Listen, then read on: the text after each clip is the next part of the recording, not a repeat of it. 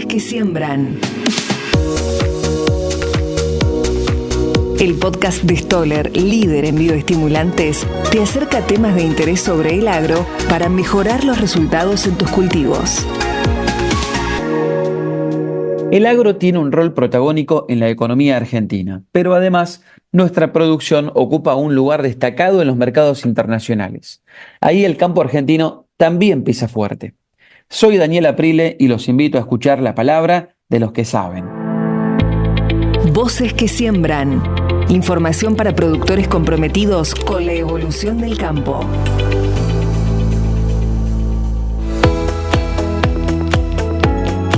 Bienvenidos a este espacio en el que vamos a conversar con referentes del sector agropecuario.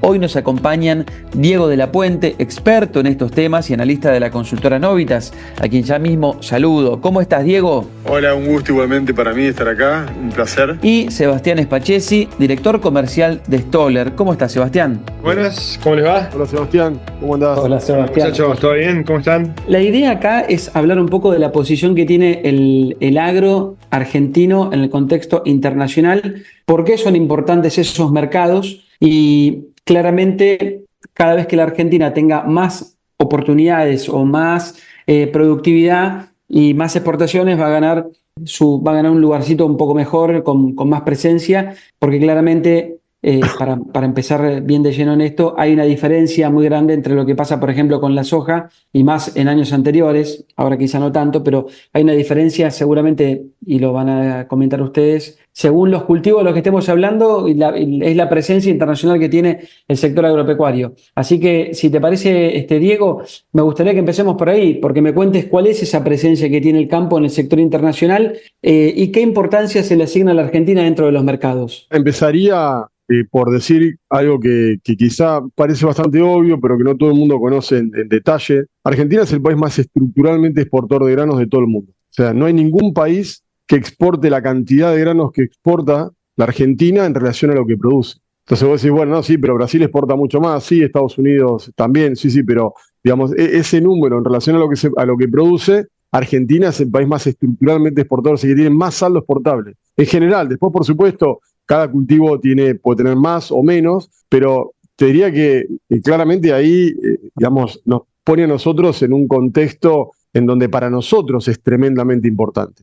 Para el resto del mundo también, porque Argentina es el tercer exportador mundial de maíz, es el tercer exportador mundial de soja, con lo cual un país que tiene que salir a competir con Brasil, con Estados Unidos, que son monstruos, o inclusive con Rusia, en el caso del girasol o del trigo, que tengamos esa estructuralidad exportadora, digamos, hace de la Argentina un país que sea muy importante para nosotros, ¿no? Para nosotros internamente, pero que también tenga un escenario y un recorrido muy importante a nivel global. Siempre está esto que se habla, que se dice que Argentina tiene, digamos, producción para poder darle de comer a 400 millones de personas, ¿no? Que en vez de a 40 y pico como somos. Bueno, eso es cierto.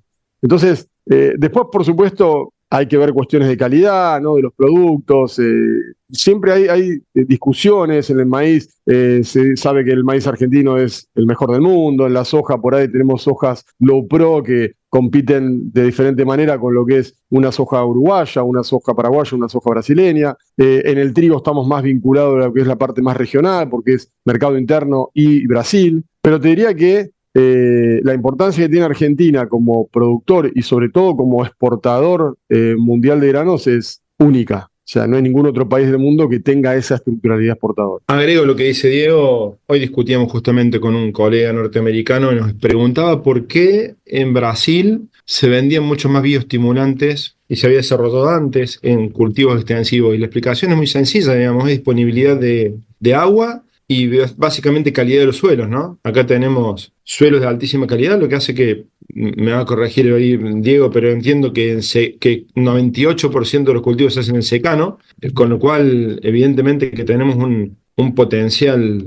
naturalmente, es un país que está fabricado para exportar, digamos, ¿no? Entonces, esto que decíamos de fabricar para 10 argentinas alimentos y además hacerlo de una manera barata, porque realmente no requiere naturalmente alta tecnología. La humedad, sacando los últimos 3 años que vinimos de una racha horrible, es perdonadora, digamos, hay años buenos, muy buenos, algún regular, pero generalmente no se da, como se dio el año pasado, un fenómeno del niño sostenido durante 3 años. Eso es muy raro, hubo que remontarse 70 años para encontrar una situación como esa, y los suelos son extraordinarios. Entonces, evidentemente que con baja tecnología se pueden hacer muy buenos rindes. Bueno, hay que ver ahora si sigue alcanzando con eso, ¿no? Que el tema de la rentabilidad que empezamos a discutir otra cosa ahí. Pero como país, para fabricar alimentos y exportarlos, creo que es uno de los países más bendecidos del mundo, ¿no? Una cosa que agrego ahí también a lo que dice Seba, que es interesante, es que pensemos que nosotros, esto que dice Sebastián de la competitividad que tenemos y las condiciones naturales que tenemos, pensemos que,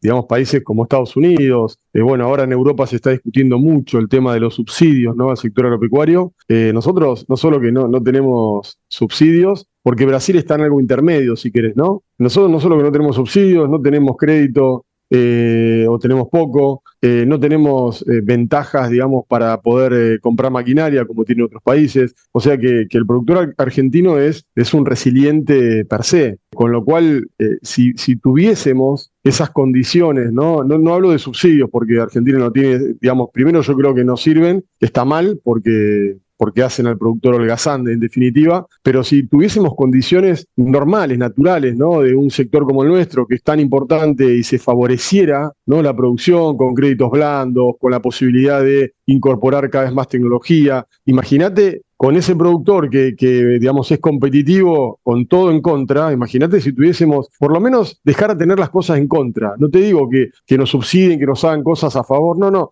con tal de que nos saquen el pie de encima. Bueno, ahí, y ese es un sector, y el productor es un sector que reacciona rápidamente. Cuando vos tenés condiciones favorables, ahora estamos viendo que los precios internacionales están empezando a subir, quizá, digamos, por lo que le está pasando a Brasil, que es un drama humanitario también con todas las lluvias que hubo en el sur.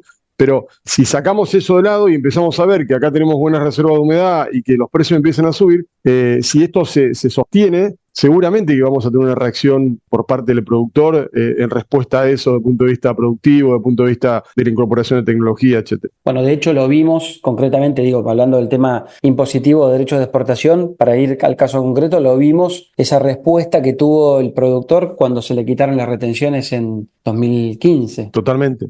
Es así, o sea, por eso digo, es algo que vos no necesitas un periodo de adaptación, el productor, bueno, este año no, el próximo, vamos viendo. No, la reacción es inmediata cuando tiene las condiciones para poder aprovecharlas, y eso que un poco se discute quizá en el resto de los empresarios en Argentina, ¿no? Que por eso decís, bueno, no, pero un empresario que está acostumbrado a que tiene una economía cerrada, que no compite y demás, entonces como que vos decís, bueno, para que sea competitivo tiene que cambiar un montón de cosas, lleva años. Acá no, porque al productor lo han fajado tanto, le han pegado tanto durante muchos años, que entonces está permanentemente atento a dónde puede sacar una diferencia, a dónde puede generar un agregado de valor, y eso es innato, ¿no? Yo lo veo mucho por ahí en otros sectores, pero cuando yo le comento a gente de otros sectores cómo responde el productor y este sector en condiciones de mejoras mínimas, aunque sea, cómo potencia todo,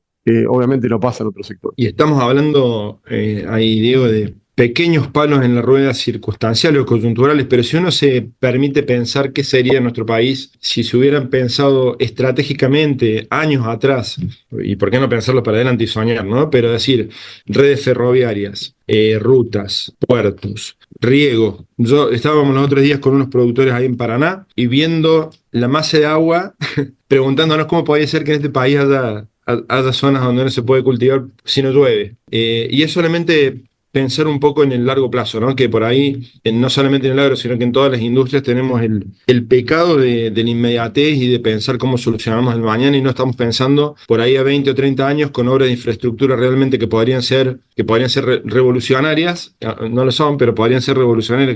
Tener un buen sistema de transporte o poder planificar un acueducto, pareciera que estamos pensando en soluciones hace 100 años, tecnológicamente que están resueltas hace 100 años, y sin embargo en nuestro país no están. Y a su vez el Estado haciendo como, sí, minería extractiva, ¿no? En el campo, haciendo no solamente que no fomentando ni apoyando, sino que llevando hasta el límite de que un productor en la mejor zona, en los mejores suelos del mundo, hoy esté preguntando si siembra o no siembra, viendo $1 más, $1 menos el costo del urea para tomar una decisión y viendo el cielo a ver si llueve, cuando en este país eso no debería ser un tema, digamos, ¿no? ¿Sabes que me gustaría que me respondan cada uno de ustedes desde su área, ¿no? Porque desde el punto de vista de la agronomía o de la biología, la pregunta sería, bueno, ¿cómo se podría acompañar para hacer esa revolución de la que recién estabas hablando, Sebastián? ¿Qué hacemos desde la agronomía o de la biología o qué tienen las empresas, en este caso Stoller, para aportar para que esto crezca y se dé esa revolución? Y después traslado la misma pregunta para vos, Diego, o sea, porque hoy se está hablando de ser más competitivo a partir de un tipo de cambio diferencial, pero sin duda que hay un montón de otras cosas para ser competitivo el negocio, más allá de esa medida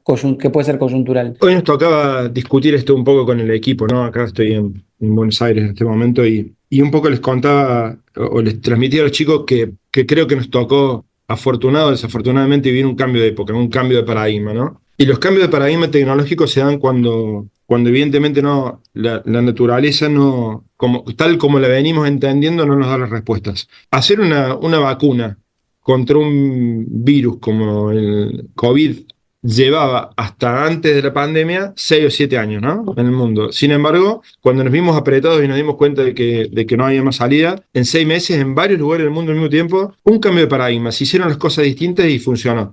Por ahí nos cuesta ver en la diaria, pero estamos viendo lo mismo a nivel productivo, ¿no? O sea, hay que entender que la mayoría de las zonas cultivables del mundo están cultivadas, que no se está avanzando en rendimientos porque estamos haciendo un tipo de agronomía en general en el mundo que vamos aumentando la tecnología, pero que vamos arruinando los suelos al mismo tiempo, entonces no se está creciendo mucho en rindes en los últimos años, y evidentemente cuando uno mira cómo va a crecer la población mundial en los próximos 20 años, tenemos una señal de alerta. Evidentemente que hay que alimentar al 20% más de gente con las mismas superficies.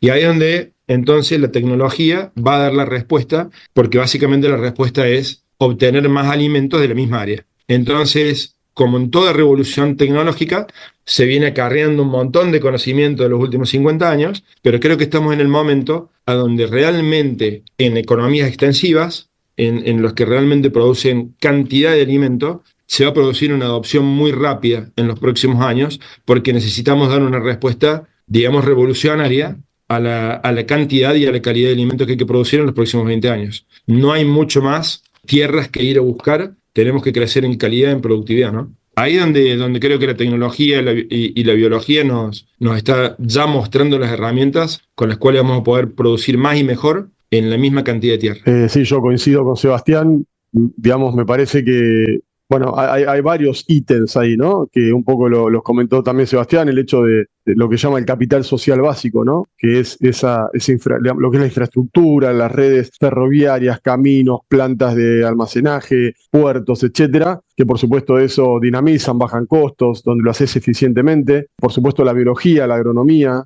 aplicada, digamos, a mejorar la productividad. Y, digamos, Thomas Malthus vivió, digamos, a fines del siglo XVIII, y él tenía la famosa teoría malthusiana, ¿no? Que decía que en algún momento el mundo iba a acabarse porque los recursos, o sea, la población iba a crecer a un ritmo y no iba a haber recursos para poder abastecer. Y yo no sé, digamos, ¿no? Hay varias teorías a favor y en contra, ¿no? También, digamos, un economista americano lo que dijo es, no, Malthus no tiene razón porque, digamos, así como va creciendo, porque él decía que si los recursos no alcanzan, los precios de esos recursos, esas materias primas, iban a subir tanto que la gente no iba a poder acceder. Entonces, hubo un economista americano que decía, no, eso no es así porque los salarios van subiendo, entonces como consecuencia de eso, la gente va a poder comprar las cosas. Pero sí, pero una cosa es que vos lo puedas pagar y otra cosa es que haya disponibilidad. Entonces, la disponibilidad depende de que vos pensá que en el mundo por año, entre los que nacen y los que mueren, hay cerca de 90 millones de personas. O sea, son 2 Argentinas por año el resultado neto entre los que nacen y los que mueren.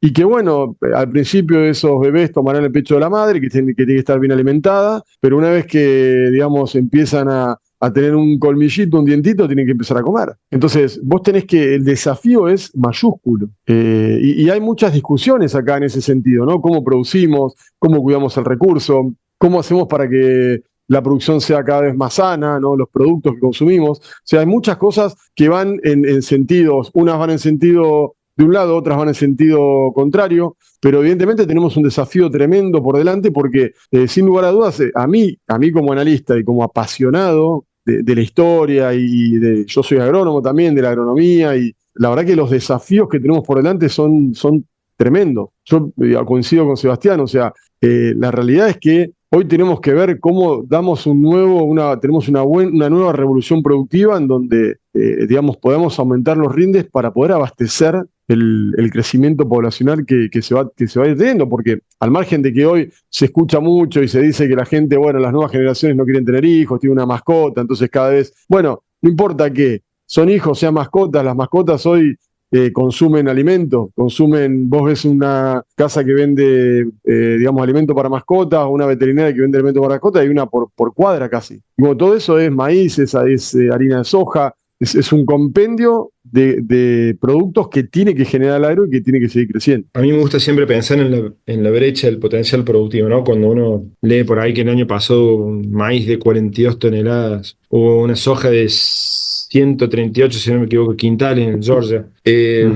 Esto explica que de repente la genética avanzó más rápido que el resto de la tecnología, ¿no? Entonces hoy tenemos un potencial genético, una calidad genética en las semillas extraordinaria, y la pregunta que hay que hacerse es ¿por qué no se expresa, digamos, ¿no? Y cuáles son los factores que no se expresan. Y un poco para contestar la pregunta que hacías sobre qué tiene una empresa como la nuestra, en qué estamos trabajando, también creo que avanzó mucho más rápido el tratamiento de los factores bióticos de limitación, ¿no? Cuando uno dice, bueno, vamos a trabajar a ver cuáles son las limitantes de la producción, por qué no se expresa la genética de la semilla, y así, bueno, vamos a atacar primero los bichos y las malezas.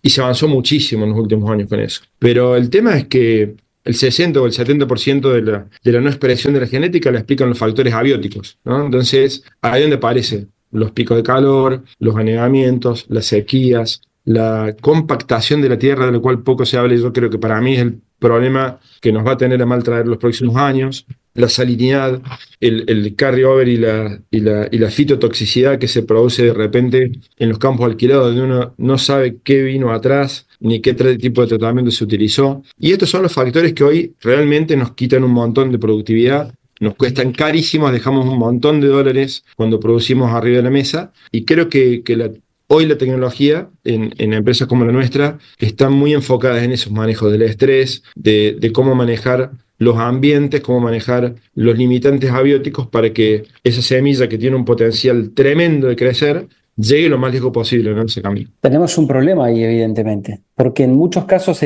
bueno, en la Argentina hay varias limitantes. Yo, haciendo un raconto de todas las cosas que fuimos hablando, lo que me imagino, digamos, si le pongo una imagen a esta charla, es la de un productor totalmente encorsetado, así, digamos, como que no lo dejan salir, porque empezamos hablando de todas las limitantes que hay, que son exógenas al sector agropecuario, que son más bien de índole económica, con lo que pueda llegar a traccionar o aparecer ahí de los mercados internacionales, pero después el productor está como agarrado acá en la Argentina.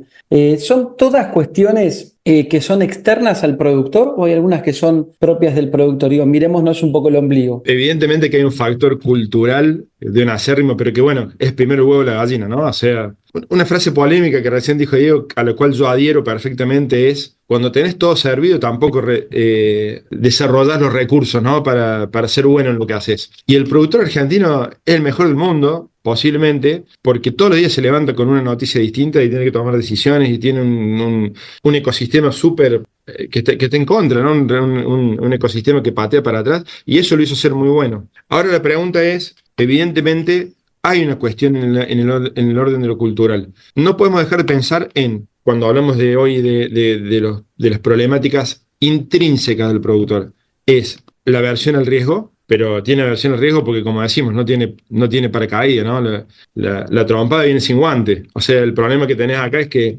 cuando arriesgas mucho, digamos, muy difícil levantarse la lona 2 años seguidos en un país que no tenés crédito, en un país que va jugando muy al borde siempre, que no te permite hacer una espalda, de repente decir, me fui en 3 años, entonces ahora me puedo jugar un poco más 2 años para ver si voy por más. Eso hace evidentemente una cuestión conservadora en la adopción tecnológica también. Nosotros siempre decimos que hay 3 segmentos en la agronomía.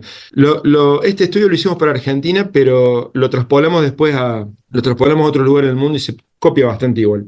Uno que es el productor analítico, le llamamos nosotros, que es el productor que está a la vanguardia, que es el bee farmer, que estudia, que está profesionalizado, que se rodea de profesionales, que realmente quiere hacer las cosas mejor y tiene los medios y los hace. Después viene el mayoritario en Argentina, que le llamamos el voluntarioso, que es un productor amante de lo que hace, está en el campo, lo lleva en la sangre, y está viendo de buscarle la vuelta, pero no sabe bien cómo todavía, digamos, le gustaría ser como ese analítico que tiene rendimientos extraordinarios, pero de repente se pregunta cómo lo puedo hacer, y ese tipo hace unos años atrás, no muchos, pero te diría que 6, 8 años atrás, se puso disponible para recibir buenas recomendaciones de buenos profesionales que le generen confianza. Y se está profesionalizando. Y además ahí hay un cambio generacional que es muy interesante también. Y después está el chacarero. El chacarero que hoy explica para mí el 20% de las hectáreas argentinas, que es el tipo que es conservador, que le gusta subirse al tractor a las 4 de la mañana y que viene hace 20 años produciendo como lo hacía el abuelo, que lamentablemente yo creo que es un sistema productivo que si no mete tecnología se lo va a llevar puesto la rentabilidad. Detengámonos en ese 50% de las hectáreas argentinas que son esos voluntarios. Ahí está la oportunidad. Yo creo que ese es el que está haciendo el cambio. Como dije, hay un cambio generacional. Hoy el decisor, el tomador de decisiones, es un productor de menos de 40 años, digamos, por lo menos en nuestra compañía, con el que nosotros hablamos, un tipo de menos de 40 años, que está tecnificado y que, como digo, está dispuesto a recibir recomendaciones si confía en que quien le está dando la recomendación es un socio en el éxito, digamos, ¿no? Y eso es muy interesante. Yo creo que ahí tenemos mucho para lograr. Después hay otro fenómeno que es el del que se quiere ir del campo, que eso también hay que entenderlo, ¿no? Es el papá que tiene los hijos, los hijos no se quieren seguir dedicando a esto porque lo ven al viejo renegando tanto, ¿no? Y ese se quiere ir a estudiar a Buenos Aires o a Miami, diseño multimedia, otra cosa, ¿me entendés? Y ese campo hoy termina en venta o en arrendamiento y quizás termine en una concentración de productores esto, ¿no? Entonces menos productores de más hectáreas, con todos los cambios que nos explicaba Porter hace muchos años, esto implica, ¿no? Para toda la cadena. Y creo que pasa lo mismo se muere el viejo, quedamos 4 hermanos, tenemos 300 hectáreas, no vivimos los 4 de las 300 hectáreas, no nos ponemos de acuerdo. Ese campo también va a ese sistema de concentración. Ese sistema de concentración de productores también lleva consigo posiblemente un sistema de concentración de la cadena, del canal, ¿no? Donde la pequeña agronomía ya deja de tener poder de negociación para proveer a esos productores que son cada vez más importantes. Creo que no es un hecho inmediato, pero que puede ser una tendencia para los próximos años y que va a conllevar cosas buenas y malas, pros y cons, pero si me preguntas cuáles son los pros, yo creo que viene una instancia de profesionalización, de menos aversión al cambio, de prueba de tecnología y de mayor productividad. Va a llevar unos años, pero estamos en ese camino. Sí, yo coincido desde el punto de vista, lo escuchaba Sebastián y la verdad que lo veo muy reflejado también en el resto de las cuestiones que no tienen que ver con la parte productiva, sino con la parte comercial, la parte financiera. Me parece que, Sebastián comentó así como al pasar, pero creo que él, como yo, entendemos que es un tema muy importante. El tema de la confianza en la persona. Esto es un sector en donde la persona cumple un rol fundamental, el hecho de confiar en alguien, ¿no? Vos podés ser más o menos brillante como asesor, pero el hecho de que el tipo, digamos, sepa que vos estás cuando te necesita, y yo, digamos, muchas veces hablo con clientes que me llaman un domingo, ¿no? Entonces mi germo me dice, bueno, pero un domingo también tenés que atenderlo. Y vos decís, bueno, pero, y por ahí, le digo yo, la decisión no la va a tomar el domingo, porque el domingo está todo cerrado, entonces no puede vender nada, no puede hacer nada. Pero él necesita hablar y decir, che, mira, estoy preocupado por esto y la semana que viene tengo que tomar tal o cual decisión y por ahí hay mucha guita involucrada. Y está relajado el domingo, quizá tomándose un vinito, viste, a la tardecita o el sábado a la noche, que está ahí y dice, lo voy a llamar, total. Entonces, la persona, la confianza que genera la persona es fundamental. Nosotros pensemos que el 70% de la producción de granos en la Argentina es en campo arrendado. Y que muchas veces pasa, ¿no? Que se nota y se ve y dice, ¿por qué el productor no vende la soja? Bueno, porque el 30% de la soja es de los dueños de los campos que lo alquilan, ¿entendés? Y ese tipo está y no todos viven en Barrio Parque o en Puerto Madero o en Olivos o en Vicente López al Bajo. La gran mayoría vive en el interior y muchos en pueblos muy chicos. Entonces, el tipo tiene 300, 400 hectáreas, que es lo que dice Sebastián, las alquilan y digamos, ¿qué cuenta hace? Y agarra y está con el sábado a la noche también, digamos, comiéndose una picada con la patrona y le dice, che, vieja, este mes ¿cuánto necesitamos? Y necesitamos tanta plata. Agarra lo que le dice la patrona, lo divido por el precio de la soja y dice, tengo que vender tantos kilos. Entonces, al que produce, le dice, no me vendas todo lo que sea. No, pero el contrato está, no importa el contrato, no venda. Yo este mes necesito tanta guita. Entonces, ahí también hay un grado de sofisticación que digamos, que se debería dar. Donde yo tenga que poder manejar, digamos, el dinero de otra forma. Y no solo pasa eso con el dueño de campo que lo alquila. Hay muchas empresas muy grandes que uno piensa que son súper sofisticadas financieramente y comercialmente y no lo son, porque siguen siendo empresas familiares que se mueven de esa manera. Entonces yo creo que nosotros tenemos todo por hacer en un país como la Argentina, que si tiene condiciones, ¿no? Digamos, como para que el productor pierda un poco ese susto que tiene, ¿no? De arrancar, susto entre comillas, porque el productor siembra igual. Las campañas nunca terminan como empiezan, ¿no? Siempre en el medio, y desde el punto de vista comercial, que es lo que me pasa a mí, yo digo, y a lo que yo me dedico, yo lo que digo es que vos tenés 6 meses, un productor tiene más o menos 2 años para poder comercializar su producción. 1 año antes de la cosecha y antes de la siembra, porque ya tenemos precios forward a cosecha, y después, y de acuerdo a la condición financiera que tenga ese productor, puede tener guardada la mercadería 1 año más. Hay casos en donde hay productores que tienen guardada 4 o 5 años una cosecha. Yo lo he visto. Ahí también, digamos, hay un punto en donde uno puede mejorar y donde por ahí el productor que está muy aferrado a la producción, porque obviamente es su moneda de cambio, pero en un país como la Argentina, que siempre lo han golpeado, entonces se acostumbró a estar con la mercadería como moneda de cambio, bueno, por ahí no necesariamente es lo mejor. Y ahí también hay un salto de calidad que se puede dar para que el productor invierta más en tecnología, pueda, digamos, desarrollarse un poco mejor. Quiero que me digan por qué el campo argentino es importante. El campo argentino es el motor de la economía, es el futuro del país. Creo que siempre se habla de la industrialización, del valor agregado y todo, y yo digo, empecemos por hacer muy bien lo que mejor sabemos hacer, empecemos por sacarle el jugo a la gran posibilidad que tenemos. Creo que el campo es el que va a explicar que mis hijos y mis nietos no se quieren ir a vivir a otro lado, y en lo personal lo tomo como a los que nos levantamos todas las mañanas de noche y nos acostamos a cualquier hora de noche empujando para que al productor le vaya bien, estamos pensando en eso, estamos pensando en que queremos tener un país como el que soñamos y que los pibes no se quieren ir. Y creo que del campo va a salir la solución, ¿no? Yo te diría que si lo miro, el campo es lo que genera los alimentos. Vos podés hacer cualquier cosa, ¿no? Vos podés no cambiar el auto, podés no irte de vacaciones, podés no vender, digamos, no cambiar tu casa, no comprarte las últimas zapatillas de running, pero hay algo que no podés hacer, o sea, que nunca vas a poder evitar, que es comer. Sin energía no se puede crecer, sin alimentos no se puede vivir. Y la vida es crecimiento, con lo cual yo digo, cuando a mí esto que dice Sebastián, ¿no? Cuando hablamos de la tecnología y el sector agropecuario es el sector que más tecnología incorpora, mucho más que cualquier otra industria. Entonces, ¿y por qué? Porque el desafío está ahí. Vos sin alimentos no podés vivir, sin energía no podés crecer.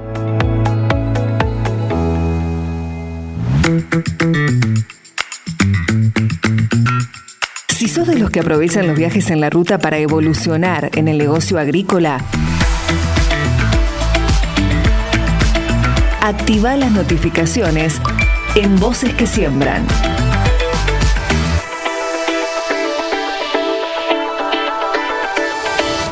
Gracias a todos por acompañarnos. Nos reencontramos en un nuevo capítulo con más análisis, propuestas y consejos para que nuestra producción sea más eficiente y sustentable. Hasta la próxima. Esto fue Voces que Siembran. El podcast de Stoller, líder en bioestimulantes, te acerca temas de interés sobre el agro para mejorar los resultados en tus cultivos.